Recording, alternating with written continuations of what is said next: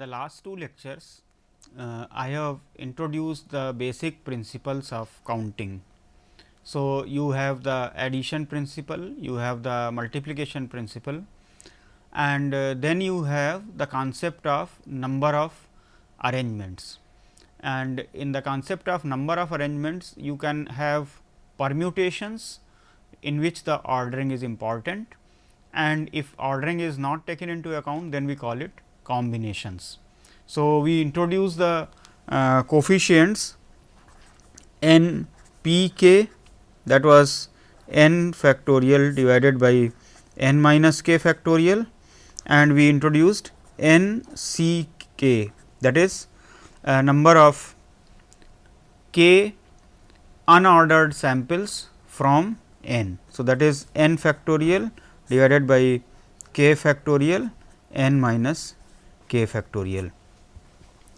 So, now we will be discussing various properties of these coefficients n p k and n c k. So, n p k is the number of k items taken together. So, k ordered samples from n. So, we had discussed one property, that is n c k is same as n c n minus k. Let us look at further properties.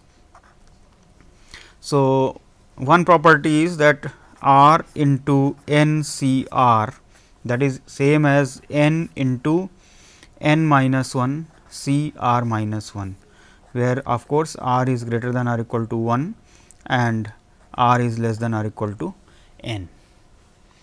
Let us look at the proof of this property. So, let us consider the left hand side, that is r into n c r. You note here that I am using another notation here. So, n c k I can also write as n c k like this. So, both the notations can be used, they are equivalent. So, r into n c r, that is r into n factorial divided by r factorial into n minus r factorial. So, now let us look at this. We can adjust the terms. In the numerator, I write n factorial and this r, and here in the denominator there is r factorial, which is nothing but r into r minus 1 factorial. So, the r in the numerator and denominator can be cancelled and you have r minus 1 factorial. Then this next term I can write as n minus 1 minus r minus 1 factorial. So, this numerator, this n factorial I can write as n into n minus 1 factorial. That means, I separate out n here. So, this is now equal to n, and this term if you look at n minus 1 factorial divided by r minus 1 factorial and n minus 1 minus r minus 1 factorial. So, this is nothing but n minus 1 choose r minus 1. So, that is the right hand side here. So, the proof of this is simple. Let us look at the physical understanding of this. So, NCR denotes the number of unordered samples of r items taken from n items. So, if we multiply this by r, what does it mean? It means that r times such thing is to be considered. Now, what we say that it is same as choosing r minus 1 things unordered samples from n minus 1 things, and if you multiply it by n. So, here it is n minus 1. So, if you do it from n such samples, then that number is same as here, that if you choose r things from n and you do r such things. So, that is the same. Let us look at similar other properties. N minus r into n c r is same as n into n minus 1 c r. So, let us look at this left hand side, n minus r into n c r. So, that is n factorial divided by r factorial into n minus r factorial. here you can see this n minus r and n minus r factorial. Here the first term will cancel out. So, you will get n factorial divided by r factorial n minus r minus 1 factorial.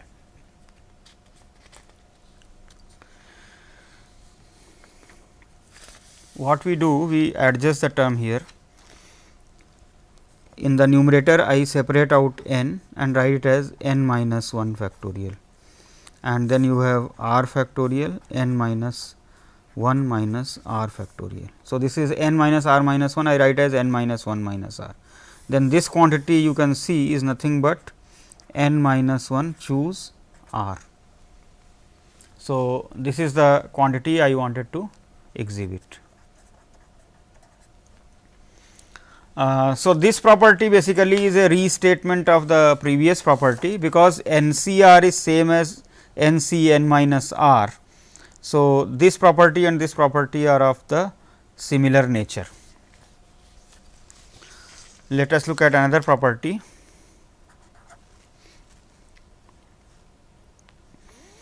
R c n minus r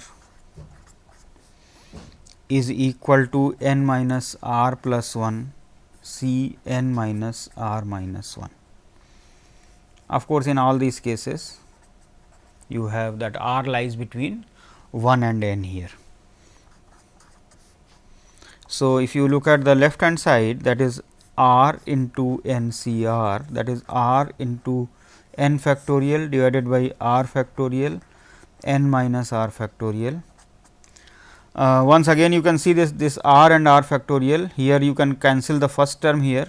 So, you get r minus 1 factorial and n minus r factorial.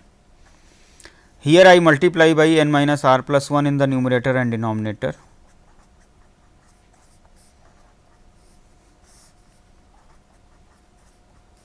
So, I will get n minus r plus 1 factorial. Now, this term is nothing but n c r minus 1. So, that is the term that you wanted to show here.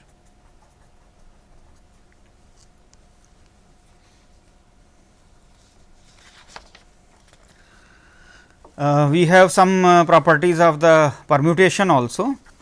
So, let me give few of this.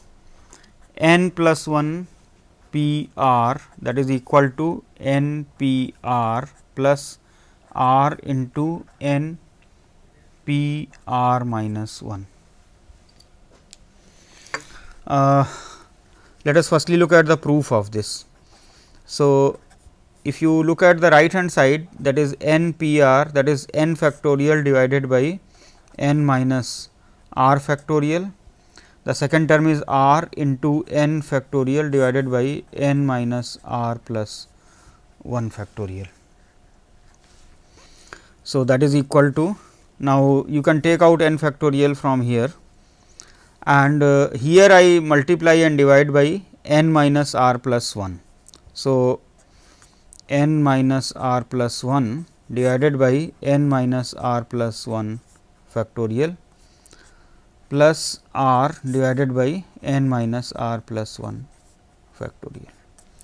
So, in the numerator if you see n minus r plus 1 plus r. So, it becomes simply n plus 1. So, that is n plus 1 factorial, because n plus 1 into n factorial divided by n minus r plus 1 factorial, that is nothing but n plus 1 p r, which is the left hand side. Let us look at the interpretation here. On the left hand side, this is the r items chosen from n plus 1, and we are looking at basically ordered arrangements of r things from n plus 1 things.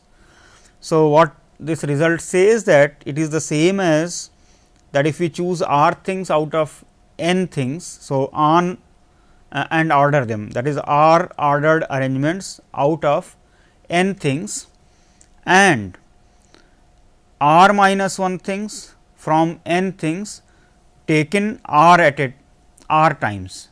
So, this number will be the same as number of ordered R sets out of n plus 1 sets.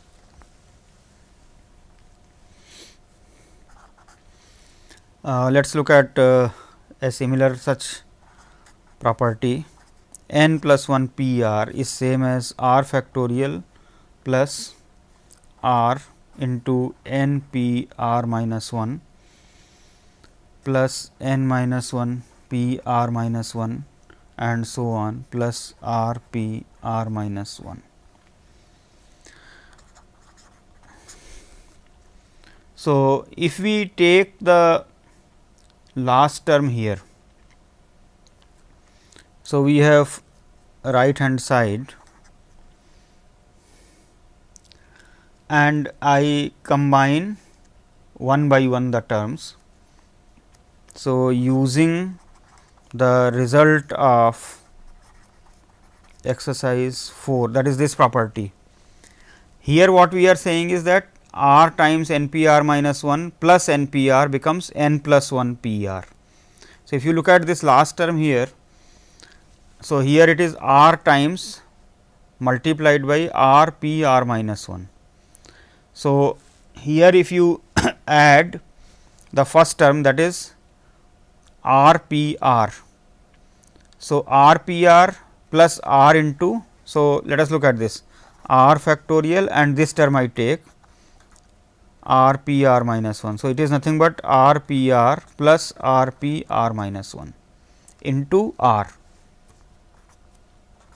So, if you look at this thing, so here in place of n I am putting R. So, this should become equal to R plus 1 P R. Okay. Now, this term has come and what will be the next term here? The next term here is, so now we have R plus 1 P R and here the term will be R plus 1 P R minus 1. So, again it is the same thing as this exercise by putting n is equal to R plus 1. So, this will become R plus 2 P R. Now, again you add this here and the next term here, that is R into R plus 2 P R minus 1. So, like that you continue, the last term will give me n P R plus R into n P R minus 1, that is n plus 1 P R. So, let me show it here. In order to prove this property, I am making use of the previous property here. Now, this property is valid for 1 less than or equal to R less than or equal to n. So, I will choose different values of n. So, if I put n is equal to R and I look at this term R factorial is nothing but R P R and the last term here, that is R into R P R minus 1. So, this by this property it becomes R plus 1 P R. Now, this term again I combine with the second term here, that is R C R plus 1 P R minus 1. So, that is the term given here R plus 1 P R plus R into R plus 1 P R minus 1. So, by this property again, by choosing n is equal to R plus 1, I will get it as R plus 2 P R. Now, again I combine it with the next term here and so on. Ultimately, I will get the term n P R plus R into n P R minus 1. So, if I put from here, this becomes n plus 1 P R. So, this property is established here.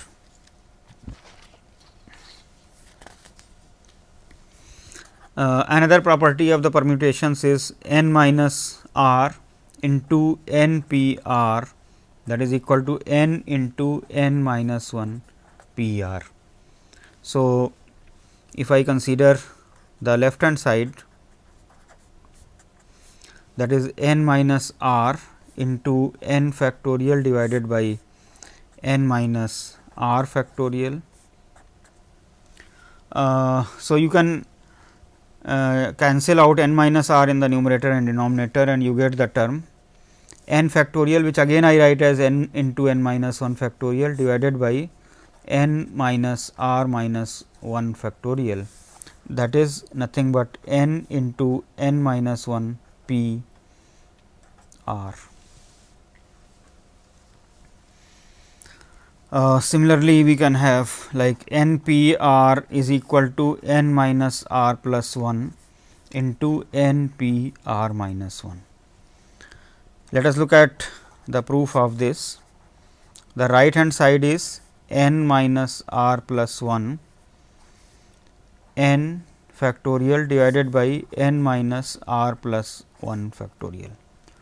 Now, here the first term is n minus r plus 1, that cancels out. So, you get n factorial divided by n minus r factorial, that is n p r. So, again the interpretation of this is, here we are looking at the r ordered arrangements from n things taken at a time, and that is the same as r minus 1 from there and then n minus r plus 1 such things.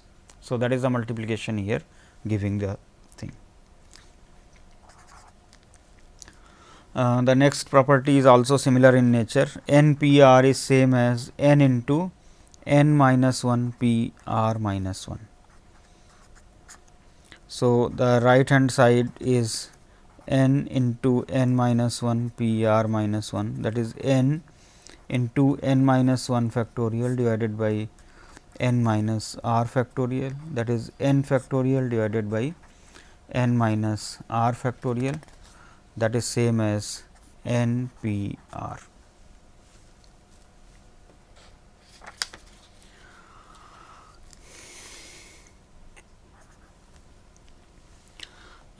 We can use this concept of permutation and combination to prove some results in number theory also. I will give one example here.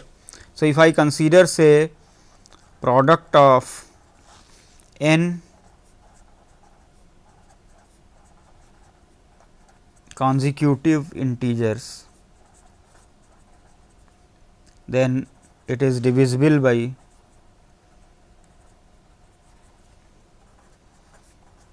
n factorial. So, let us consider say n consecutive numbers. So, let us consider say r plus 1, r plus 2 and so on, r plus n. So, these are n consecutive integers. So, here r and n are positive integers. We have to prove that this is divisible by n factorial. So, here I will give a proof in which we will make use of the permutation and combination. So, this we can write as say, if we consider these terms, it is n plus r minus 1 and so on. So, here if I multiply by r factorial, so I will get r factorial into this term, that is p divided by r factorial. So, if I consider r factorial into this, then this is nothing but n plus r factorial divided by r factorial. And now, we can consider this as further n factorial multiplied by n factorial. So, you look at this, this is nothing but n plus r choose r into n factorial. So, what we are getting? P divided by n factorial, that is n plus r c r. Now, this is the number of. So, let me go back to the definition of combination that I gave in the previous lecture. So, if we use this exact definition, n c k denotes the total number of k combinations from a set of n distinct items. So, these are unordered arrangements. So, this is a number. Okay. So, since this is a number, so that means p divided by n factorial is a number, that means p is divisible by n. Number of unordered r combinations out of n plus r distinct objects. So, P is divisible by n factorial.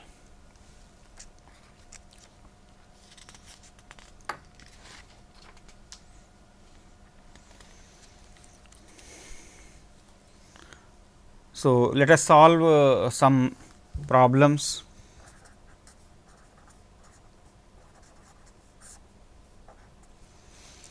For example, we want to find the sum S is equal to say 1 into 1 factorial plus 2 into 2 factorial plus and so on n into n factorial. So, what we do, we write this S as this 1 I can write as 2 minus 1 into 1 factorial plus this 2 we can write as 3 minus 1 into 2 factorial. The next term will be 3 into 3 factorial. So, 3 we can write as 4 minus 1 into 3 factorial and so on, finally, n plus 1 minus 1 into n factorial. So, this is nothing but 2 into 1 factorial, which is nothing but 2 factorial minus 1 factorial plus 3 into 2 factorial minus 1 into 2 factorial plus 4 into 3 factorial minus 3 factorial and so on. Finally, n plus 1 into n factorial minus n factorial. So, this since each of these factorials is multiplied by the next consecutive number, this is becoming 2 factorial minus 1 factorial. Now, this term again becomes 3 factorial minus 2 factorial plus 4 factorial minus 3 factorial plus and so on n plus 1 factorial minus n factorial. Now, you notice the terms here, this has become a telescopic sum. That is, the first term here is the same as minus second term, like 2 factorial minus 2 factorial. Similarly, here you will have 3 factorial, in the next one you have minus 3 factorial. So, these terms cancel out. So, ultimately all the terms will get cancelled out and we will be left with n plus 1 factorial, that is the last term, minus the second term here, that is 1. So, this sum of this series is nothing but n plus 1 factorial minus 1.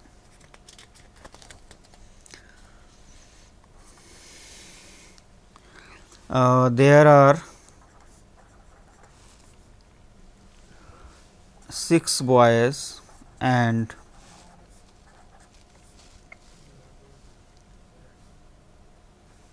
5 girls waiting to be seated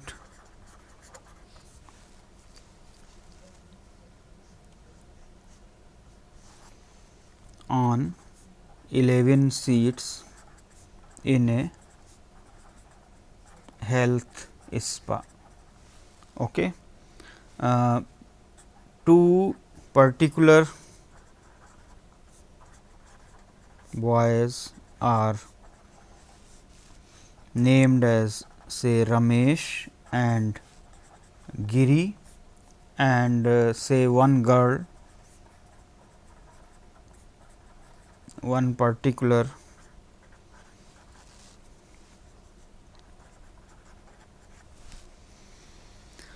now we will have arrangement. So, find the number of ways of seating all boys and girls.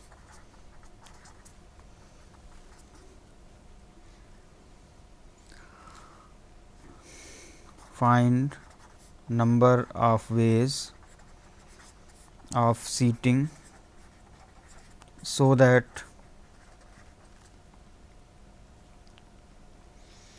say Ramesh and Giri,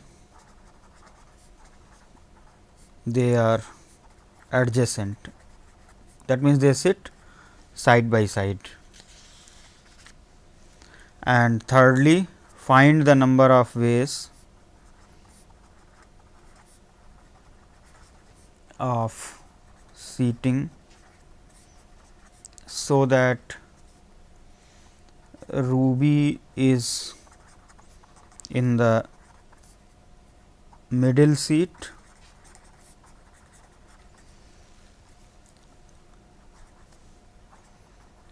Ramesh is on a seat on left side of Ruby and Giri on right, but not necessarily adjacent.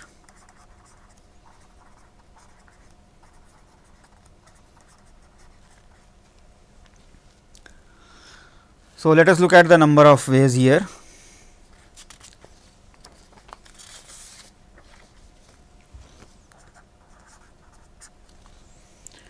There are 11 children here, 6 boys and 5 girls, and there are 11 seats. So, if we have to seat all of them, then in how many ways we can do that? So, in the first part, it is exactly choosing 11 things and then arranging them. Now, these boys and girls will be distinct because they are identifiable. Therefore, the number of arrangements is nothing but the number of ordered arrangements. For example, if I choose 2 out of them, say Ramesh and Giri. So, firstly Ramesh is sitting, then Giri, or firstly Girish and then Ramesh. So, in these 2 orders, if they are so, already 2 factorial will come. So, now it is 11. So, the total number of ways when there are no restrictions will become 11 factorials. So, the total number of ways of seating of Ramesh and Giri, that is 11 factorial. You can argue in a different way also. The first person can be seated in 11 ways, the second person can be seated in 10 ways, the third person can be seated in 9 ways, and so on. So, 11 into 10 into 9 and so on up to 3 to 1, that is again 11 factorial. So, we can say in either way 11 P 11 or we can say 11 factorial, both will give the same answer. Okay. In the second one, we are putting the restriction that Ramesh and Giri sit on the adjacent seats. So, if they sit together, then we can treat them as one entity. If Ramesh and Giri are in adjacent seats, then we can treat them as one entity. So, now there are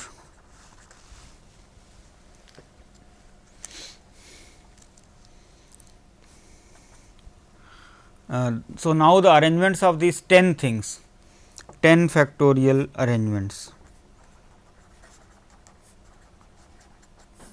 because wherever this Ramesh and Giri have to appear, they have to appear together, but certainly they can themselves interchange their positions.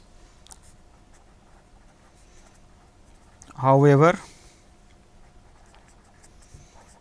they can interchange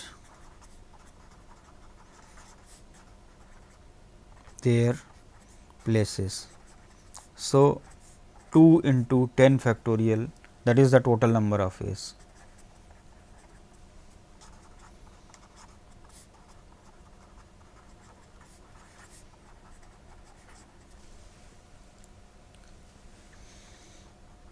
Let me repeat this here.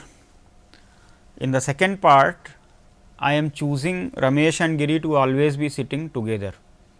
So, if they have to always be sitting together, then there are 9 other children. So, 9 plus this Ramesh and Giri, I consider them as one entity. So, it is becoming now 10 things. Now, these 10 people have to be arranged. Now, the number of ordered arrangements will be 10 p 10, that is 10 factorial. Among Ramesh and Giri, again they can interchange their positions. So, that is 2 times. So, now if you apply the multiplication principle, it becomes 2 into 10 factorial. So, that is the total number of ways of seating these 6 boys and 5 girls, such that 2 of them are always together. Now, to look at the third part here, in the third part we are putting some restriction here, that Ruby is in the middle seat and Ramesh is on a seat left side of Ruby and Giri is on a seat which is to the right side. So, let us look at the positioning here. So, we just make some sort of diagram just to illustrate this here. So, you have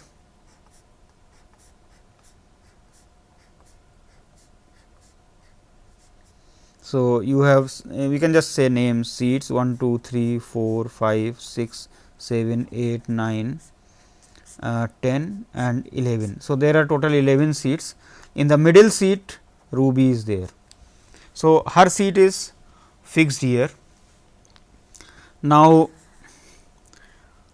this Ramesh can be on any of these seats and similarly Giri can be on any of these seats here. So, what is the total number of possibilities? So, Ruby occupies middle seat, that is seat number 6. So, there is only one possibility here. Now, Ramesh can be seated in 5 C 1, that is 5 ways, because he can be seated in any of these 5 places, and similarly Giri can be seated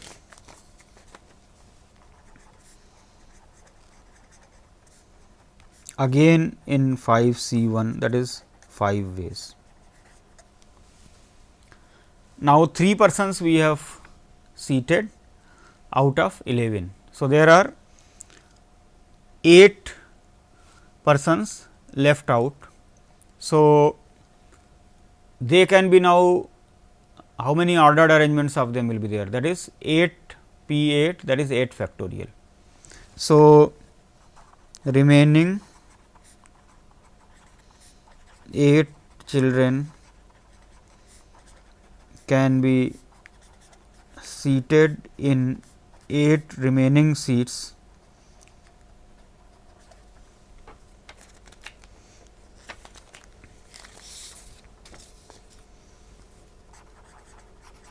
in 8 factorial ways. So, now we apply the multiplication principle. By multiplication principle, the total number of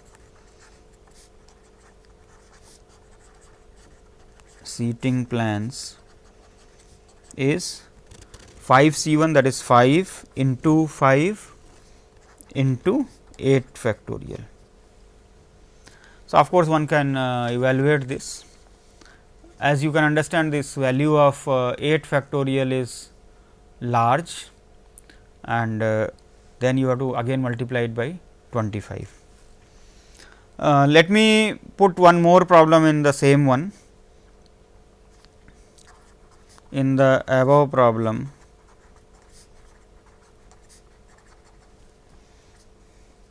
in how many ways boys and girls can sit in alternate seats. That means, one boy, then girl, then boy, then girl, like that. So, if we put like that, then again let us look at this. Let me make this arrangement again.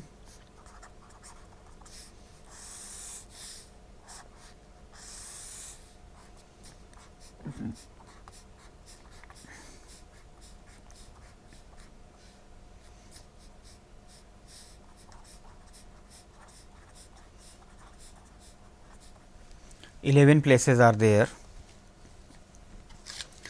Now, there are 6 boys and 5 girls. So, if we start with a boy, then a girl will be coming here, then boy, then girl, then boy, then girl, then boy, then girl, then boy, then girl, and then boy.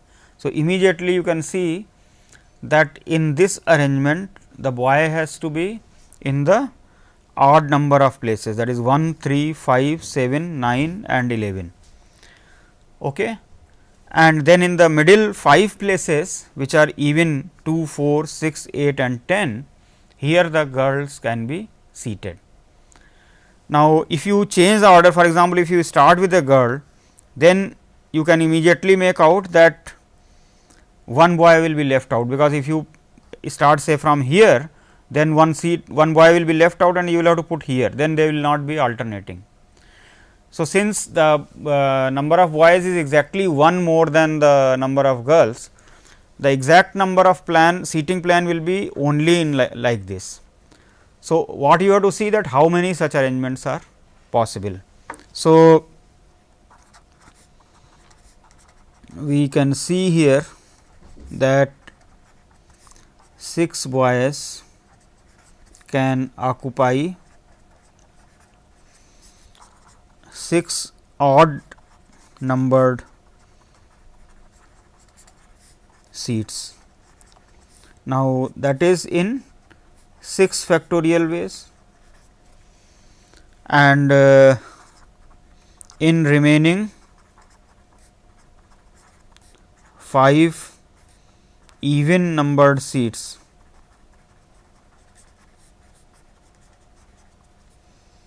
five girls can be seated in 5 factorial ways. So, again by multiplication principle,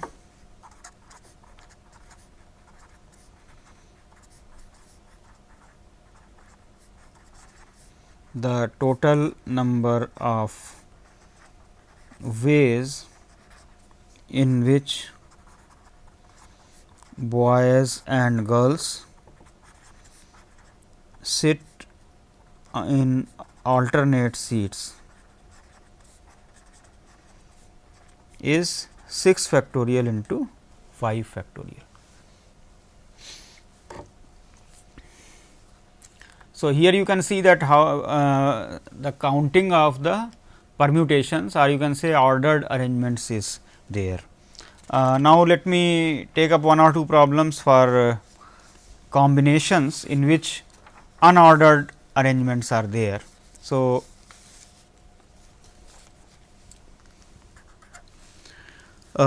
in a school, 11 of 25 teachers are in favor of say value education, 8 are against, and 3 are neutral. Okay. So, whether the course on value education should be introduced or not. So, 11 teachers favor that, 8 teachers oppose that, and 3 have no opinion, they are neutral. In how many ways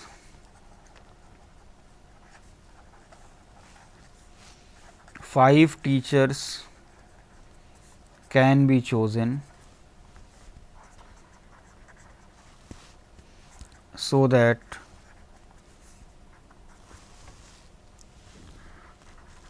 they are in favor of value education, or secondly they have the same opinion,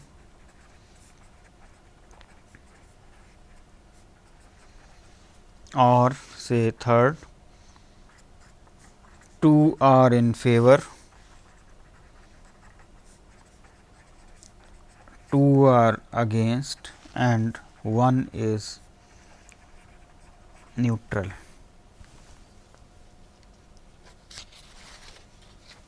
So, let us look at the solution here. Now, here you can see that it is unordered arrangements, because if we are choosing say 5 teachers, in which order we have chosen does not make any difference, because they are not being seated or something like that, we are just choosing them. So, it is a set, the number of unordered subsets of size 5 out of 25 under certain restrictions. So, in the first case I am asking that they are all in favor of value education. That means, the 5 teachers which are chosen, they have to be from this 11 only. So, it is nothing but 11 choose 5. In the second case, they have the same opinion. Now, if they have to have the same opinion, then maybe they are all in favor, or they are all against. So, 8 C 5, and I think I made the calculation wrongly here. This has to be 6 are neutral, or it could be that all of them are neutral. So, 6 C 5. Okay. So, what we have calculated, in how many ways 5 teachers can be chosen out of 25 such that they have the same opinion. So, either all of them have to be in favor of value education, and that number is nothing but 11 choose 5, or they are all against it. So, that number will be 8 C 5, or all of them are neutral, then that number is 6 C 5. So, here what we have done, we have applied the addition principle. So, this total number of course, can be easily calculated. Now, the next one is that we choose 5 in such a way that 2 are in favor, 2 are against, and 1 is neutral. So, if 2 are in favor, that can be chosen in 11 C 2 ways, 2 are against, that can be chosen in 8 C 2 ways, and 1 is neutral, can be chosen in 6 C 1 ways. And then you have to apply the multiplication principle. So, it becomes 11 C 2 into 8 C 2 into 6 C 1. Of course, these numbers can be easily calculated. Let us consider another problem on the combinations.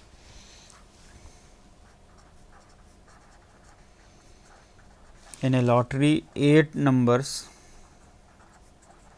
are chosen from 1 to 99 as winning numbers.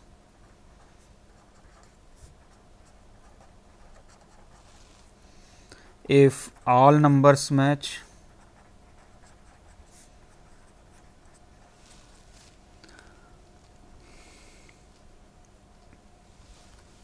the person who is betting, so let me say just we put some arbitrary name, say John wins the first prize. So, he chooses 8 numbers, and if all the 8 numbers match with the numbers are given in the lottery, then he gets the first prize. If 7 numbers match, then John gets second prize, and if 6 numbers match, John gets the third prize.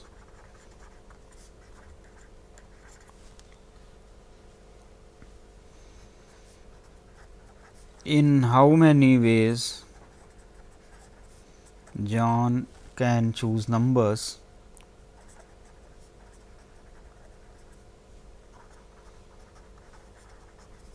so that he gets some prize.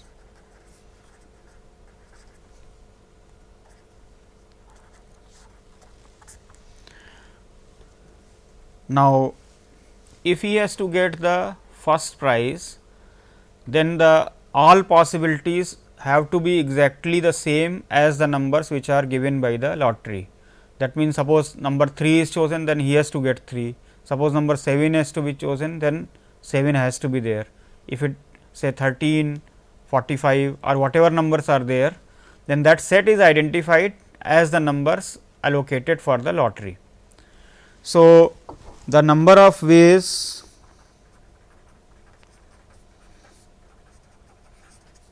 of getting the first prize is exactly 1. The number of ways of getting the second prize. Now, in the second prize, he should be able to get 7 numbers out of those 8 and one number can be some other number. So, now that has to be 8 C 7 out of 99. Now, remaining 91 numbers are there. So, he will get one number out of the remaining 91 numbers and we apply the multiplication principle here, because total numbers chosen is 8. So, these 7 numbers have to be the one which are out of those 8 numbers and any one number can be different. Of course, so you can evaluate it is 728. Then again let us look at the number of ways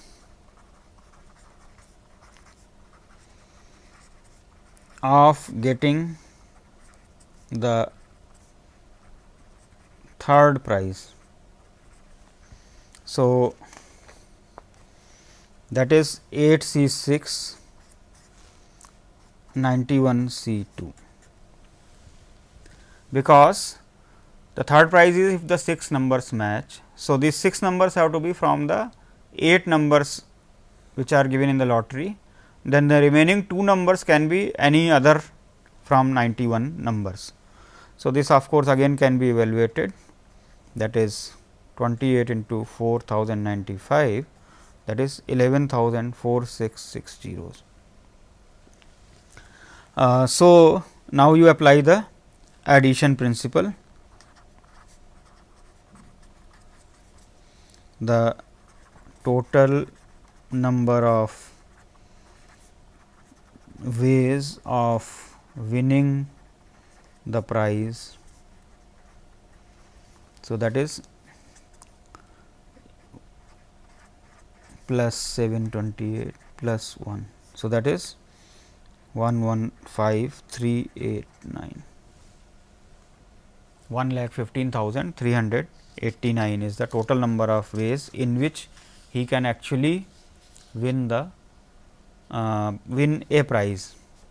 Of course, if you think that this is a huge number, then only you have to compare it with the total number of possibilities. Then the total number of possibilities will be 99 C 10, which will be actually a very huge number.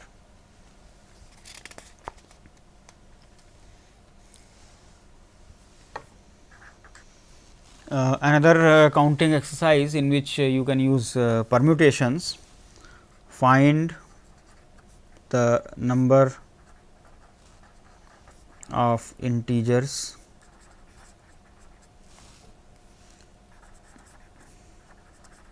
between 3000 and 6000 in which any digit is not repeated.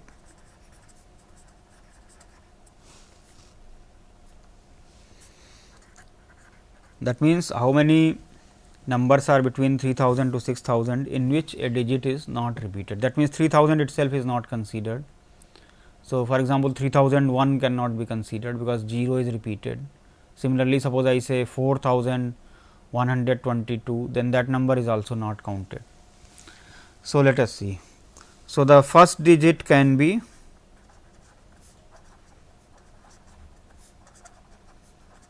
3, 4 or 5, because the number has to be between 3000 and 6000. So, there are 3 cases.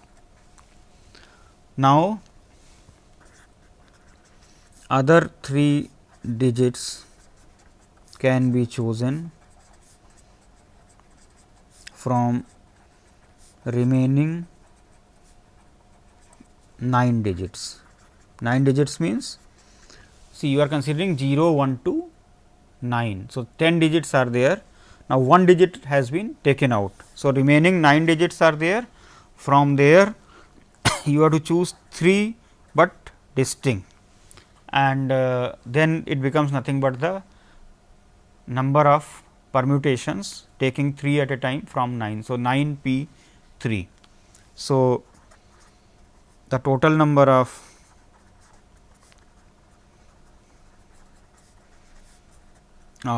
such digits is 3 into 9 p 3, that is 3 into 9 factorial divided by n minus k, that is 6 factorial, that is 1512.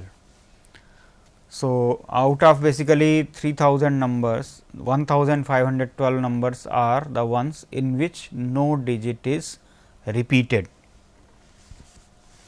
Now, let me just find another problem here. Say, in the above problem,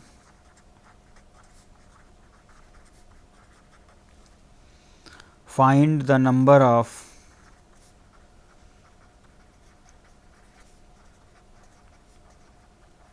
even digits. So, let us look at this. The first digit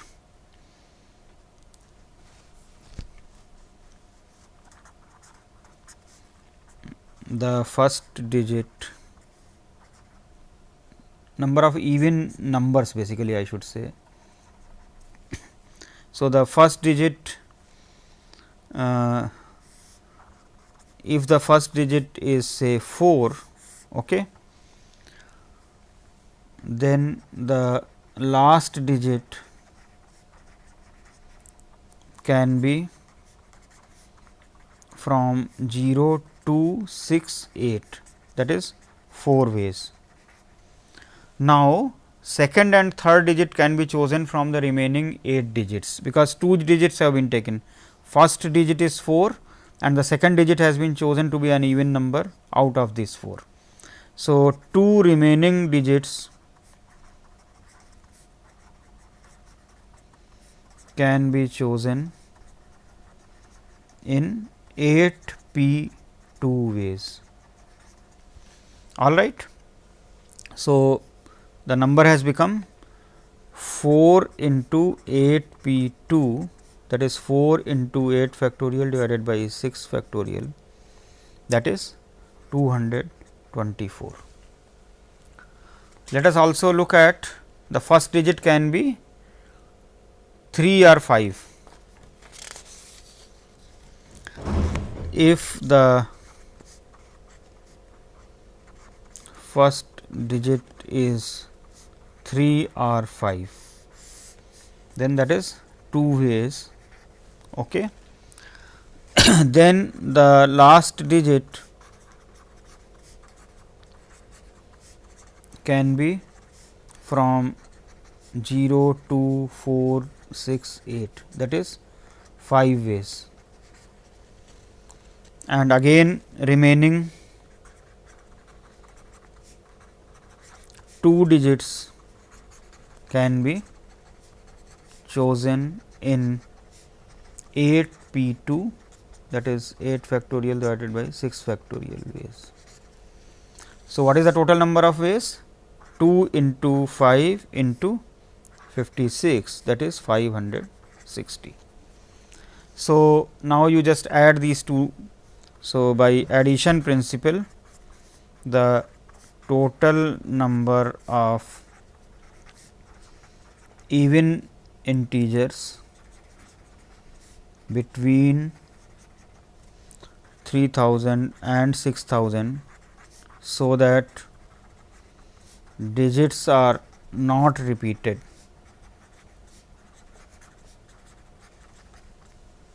is 224 plus 560, that is 784. Let me repeat this statement here. Total number of digits integers between 3000 to 6000, where the digits are not repeated, is 1512. Out of them, how many are there where even numbers are there? So, that is out of that 784 are the ones where numbers are even. In the next lecture, I will continue various other applications of these problems of permutations and combinations. Basically, in the permutations, number of ordered arrangements, and in the combinations, the number of unordered arrangements. So, there can be various type of problems where these things are applicable. So, we will be discussing some more problems in the next lecture.